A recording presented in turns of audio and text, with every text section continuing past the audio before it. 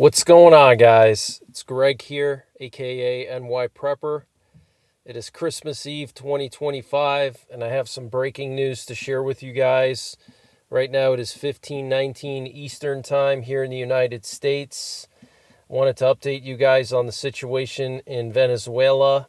We also have some new news related to 3i Atlas. So apparently 3i Atlas has wobbling jets, according to Hubble telescope pictures taken on November 30th. The jet structures, which formed part of a rare sun-facing anti-tail, were observed wobbling and for a period of approximately 8 hours almost during July and August 2025. This observed precessional motion allowed researchers to estimate the nucleus of 3i Atlas is rotating around once every 15 hours and 30 minutes, a shorter period than previously estimated. So some kind of wobbling jets, and apparently the nucleus rotates every 15 hours. Very, very interesting. Wanted to update you guys on Venezuela. So the U.S. Coast Guard is waiting for reinforcements before attempting to board and seize a third Venezuelan-linked oil tanker it has been pursuing for the past few days. So if you remember, we reported on this a couple of days ago that the Coast Guard was preparing to board this third Venezuelan oil tanker. Well, apparently they have not boarded it yet, or they haven't seized it. They're waiting for reinforcements. And we're also hearing that Venezuelan gunboats are now escorting oil and oil product shipments out of Venezuela, though the escorts stop at the edge of Venezuela's territorial waters, which extends 7 miles out from their coastline. So Venezuela is escorting their oil tankers, but only within their territorial waters. So very interesting. And that's how escalation happens. You know, it starts with that, and then from there it's a direct confrontation with the U.S. Navy.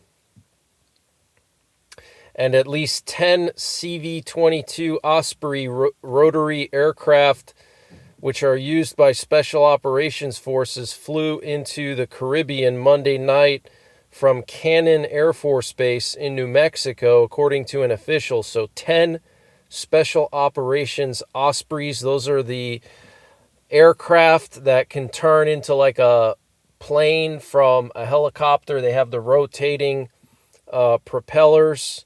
So 10 of those moved from New Mexico to the Caribbean. Very, very serious.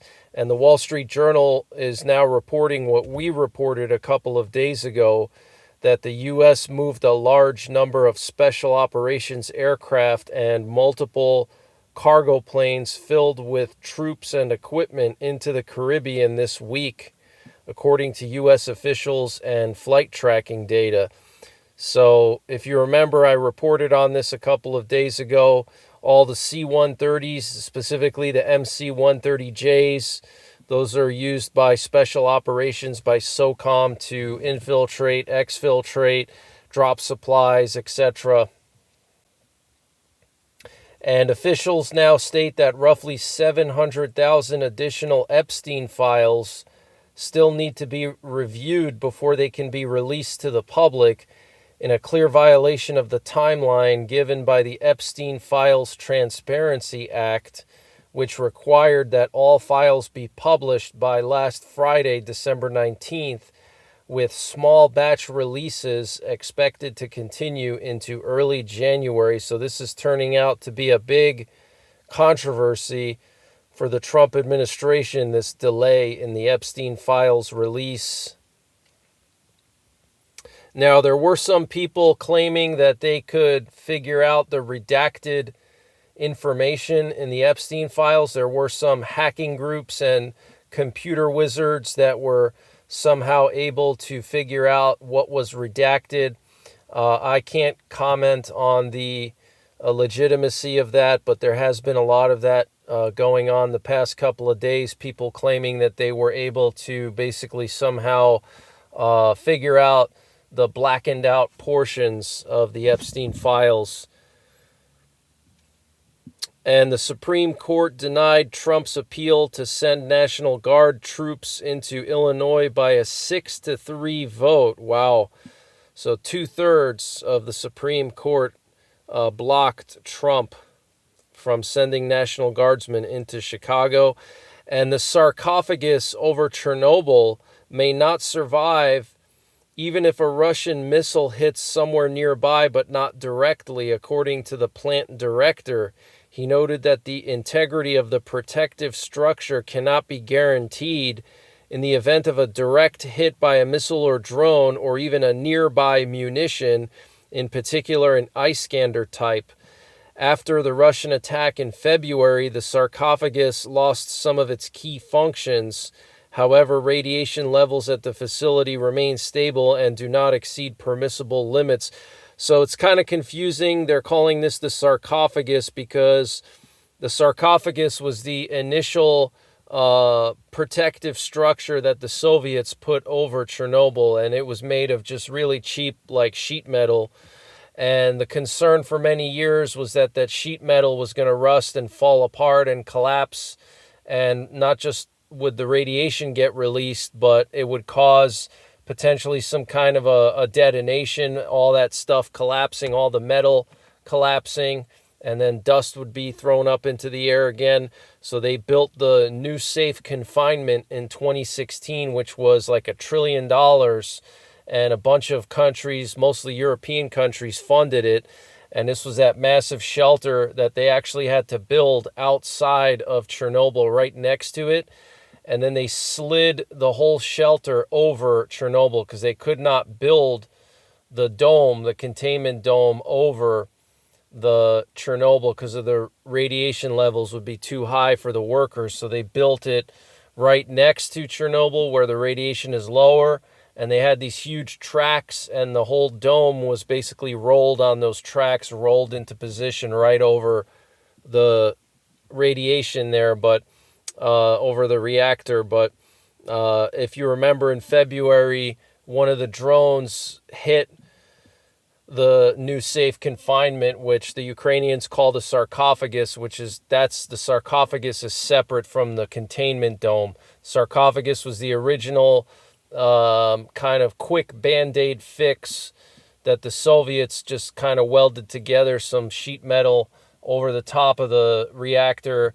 And then the Europeans built the second true containment dome that was supposed to last 100 years. But when the drone hit it, it affected the integrity of that dome because the heat from the explosion. So this is very serious. Okay, the Ukrainians are saying that if there's another direct hit or even nearby, if there's some big explosion nearby, it could potentially collapse the whole structure. And a Turkish-flagged cargo ship was hit by a kamikaze drone in the Black Sea yesterday morning while sailing from a Ukrainian port to Turkey. So we don't know if that was a Russian drone, probably a Russian drone, hitting this Turkish ship. Very concerning. And according to NBC News, tensions are growing behind the scenes in the Trump administration between Secretary of State Marco Rubio and Trump's special envoy Steve Witkoff over the coordination of peace negotiations in Ukraine. Witkoff has allegedly independently organized important high-level meetings, including with representatives from Ukraine and France, without informing Rubio, which has led to internal confusion in addition to differences in views on the Ukrainian issue. Witkoff's careless approach to using secure communications channels during trips to Russia has raised concerns in the State Department. Wow. And there were multiple car explosions in Moscow the last 2 nights. So overnight last night, there was another car explosion in southern Moscow near Yasenevaya Street, which is the same area where a Russian lieutenant general was assassinated by a car bomb 2 nights ago. So there's some kind of assassin out there targeting Russian generals, and I wonder if that's the reason why all those Russian doomsday planes left Moscow last night, maybe because they had some kind of intelligence that there's some kind of operation underway to take out the top commanders in the Russian army, and they wanted to move them to safer locations. I don't know. And Poland has installed the first cluster of anti-drone defense systems on a new observation tower near the Belarus border as the government strengthens security. Over 6,000 personnel from the Polish military and border guard will spend Christmas on border duty.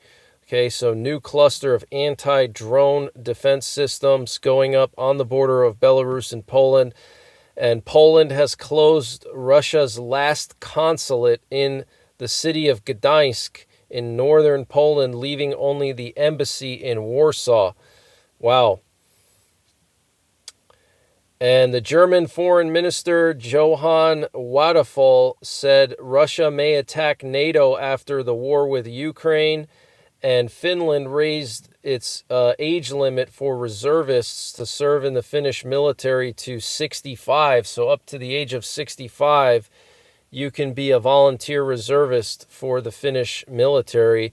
Also, the same law added about 125,000 reservists to the Finnish military over the next couple of years.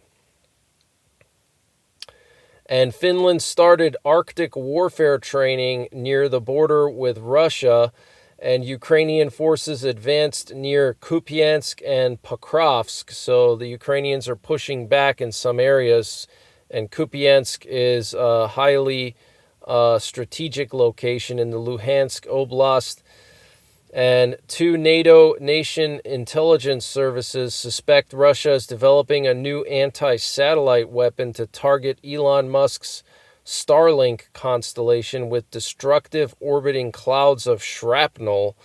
Wow, and the Trump-class Golden Fleet battleship construction won't begin until early 2030s, according to the U.S. Navy, so still a couple of years out.